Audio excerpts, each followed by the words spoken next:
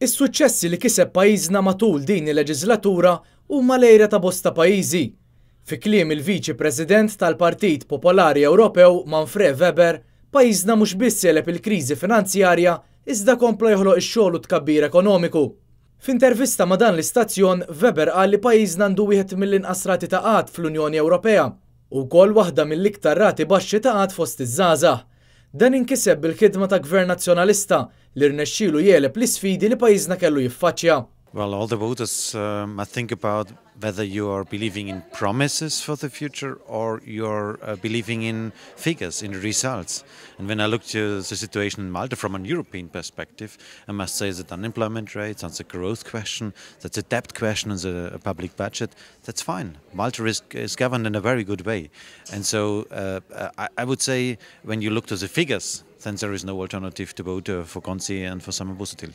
U stieden lil Maltin sabiex jaraw ir-riżultati pożittivi li kiseb il-Gvern matul din il-leġislatura, fosthom il-ħolqien ta' 20,000 impjieg ġdid.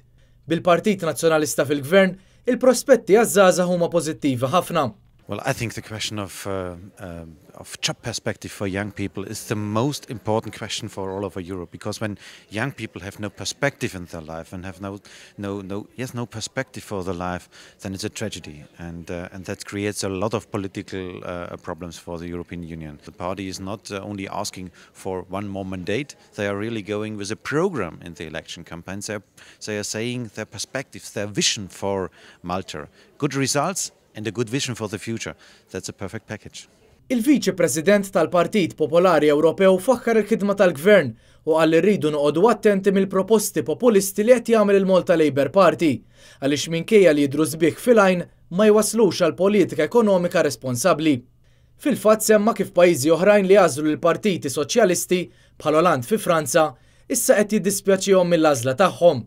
Well, the socialists, and here in Malta the Labour Party, is promising all over Europe everything. Everybody, everything, because they want to be elected.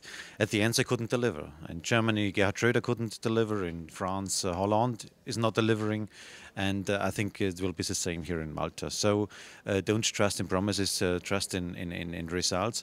Weber ġej mill-Bavarja, reġjun fil-Ġermanja li l-Gvern tiegħu ilu mmexxi mill-istess partit sa mit-tieni gwerra dinjija. Din turija ta' kemm il-bidla essenzjali meta teħtieġ u mhux meta l-pajjiż ikun miexi fid-direzzjoni tajba bħal musejjer pajjiżna temm jgħid il-Viċi President tal-Partit Popolari Ewropew. I'm from Bavaria. This is a region in Germany and we have 12 million inhabitants and we are governing Bavaria since the Second World War as CSU. So we have a very long period of one party who is governing the country, and this gives the signal to the investors and to the economic sector that you have in Bavaria stability. Stability is the most important question for the future. Jerome Caruana, Net News.